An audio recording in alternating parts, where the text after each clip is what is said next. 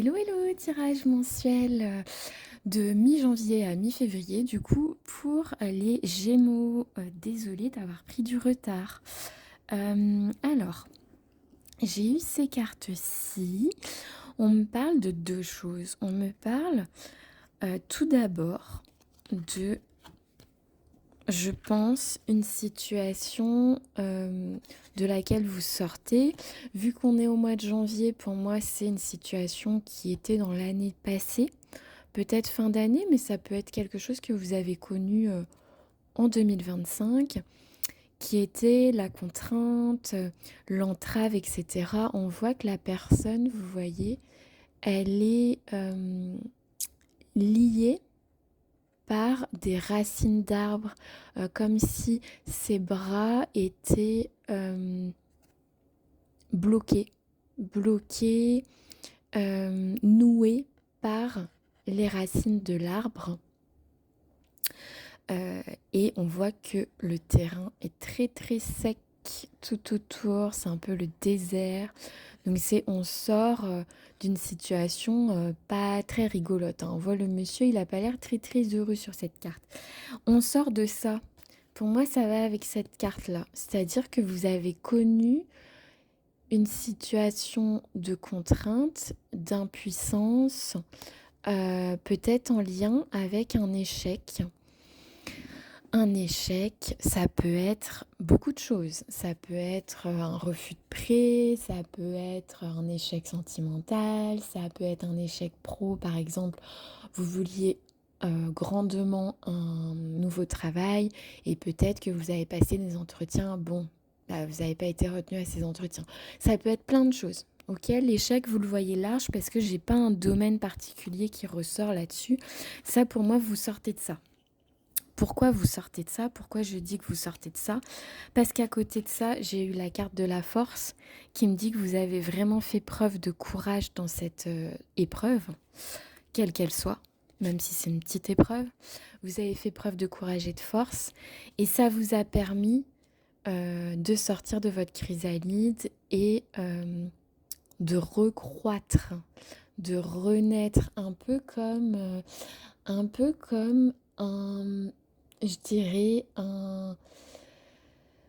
une plante du jardin qui a pris la neige, qui a gelé, qui... voilà, on a tous eu des températures compliquées là, il n'y a pas longtemps. C'est une plante qui a pris la neige, qui a gelé. On se dit, elle va jamais repartir. Elle va jamais repartir. Et en fait, elle commence à repartir, à reprendre du poil de la bête. Elle commence à recroître. Pour moi, c'est ça la chose dans laquelle vous êtes et la carte du miracle. Donc pour moi, ces cartes-là font que on bascule d'un état à un autre. On bascule pourquoi? Parce qu'on a aussi la carte du changement. Donc cette carte qui nous parle de mutation, de nouveaux cycles, d'éclosion, de renouveau, de transformation littéralement. La croissance, c'est aussi la transformation. On voit que la chrysalide devient papillon. C'est une mutation d'un état à un autre. Donc pour moi, vous sortez d'un truc comme ça, donc d'un échec pour quelque chose de positif, derrière un vrai renouveau. Vous avez aussi la carte de la fougue, de la combativité, de l'entêtement. Alors pourquoi l'entêtement? Parce que vous dites, mais comment ça, j'ai eu un échec? Mais c'est pas juste en fait. Donc vous repartez au combat, vous repartez dans un peu la mêlée de rugby, vous voyez. Vous repartez dedans, vous dites, eh, moi je vais pas laisser tomber en fait, il est hors de question que je laisse tomber cette histoire. Donc vous repartez dans quelque chose, mais je pense d'une manière nouvelle. D'une manière nouvelle parce que j'ai cette carte-ci. Alors ça peut me parler de voyage, effectivement, elle s'intitule Voyage, mais on a surtout un monsieur qui est avec sa longue vue et en fait il prend la montgolfière et ça lui permet de voir tout autour de lui et de prendre de la hauteur sur le petit village ou la petite montagne qu'il habite. Ça lui permet de prendre de la hauteur, de prendre du recul et de voir les choses de plus haut. Vous voyez? Pour moi, là, elle veut dire ça, cette carte. C'est-à-dire que L'entêtement, la fougue, oui, d'accord. Mais attention, il faut pas non plus faire n'importe quoi. Il faut apprendre de ses erreurs. Donc il faut apprendre de la carte despotisme. Il faut apprendre de cette carte pour voir les choses d'un autre œil. Ok?